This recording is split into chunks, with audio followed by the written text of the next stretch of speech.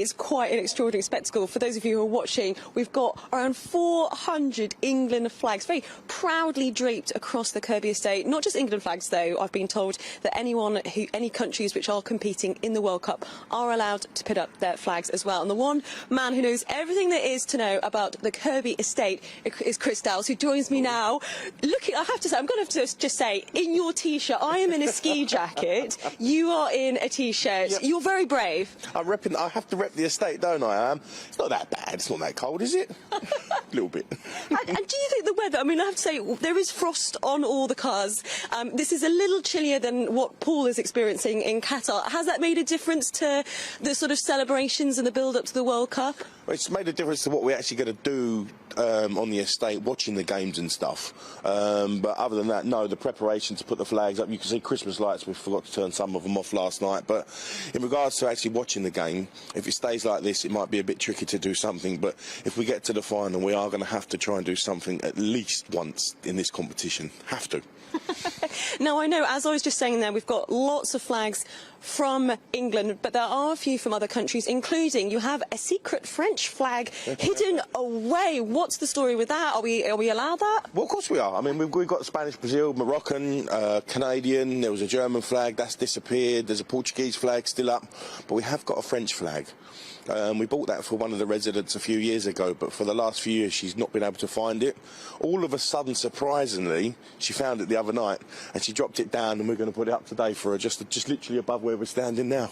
And how are you feeling about the match this evening? It's 7 o'clock kick-off. After yesterday, I don't know what to think anymore. Some of the games yesterday were absolutely incredible. I mean, to be a neutral watching them is amazing, but to actually be a supporter, I mean, if we got a game like that tonight, I'm going to be all over the place. But if we can do what we've been doing, yeah, I reckon we've got a chance. I reckon we've got a good chance. And I just want to give a final sort of look around the estate. This has been very much Chris's hard work, putting up all these flags. This is all very much a voluntary basis. Chris very much is the person who runs the estate, makes sure everything is happening. And it is just an extraordinary spectacle, really. I mean, Chris, just finally, why is it so important to you that whenever there is a World Cup, well, when the Lionesses were playing in the summer, you always make sure that we've got lots of flags around the estate? And why is it so important to you?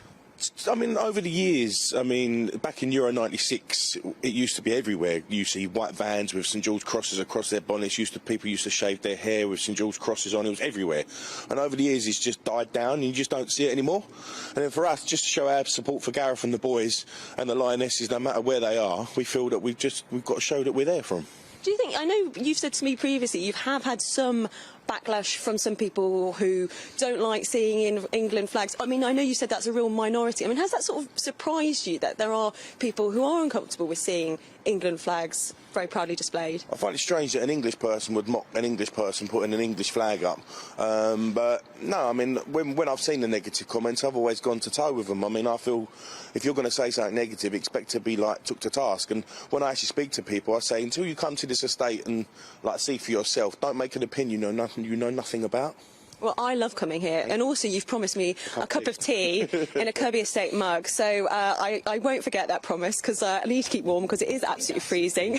But it is lovely to have the hospitality back on the Kirby Estate, and it's great to be back, so thank you so much, Chris Dowles, who is very much organising all the superb flag display here on the Kirby Estate ahead of kick-off at 7 o'clock tonight.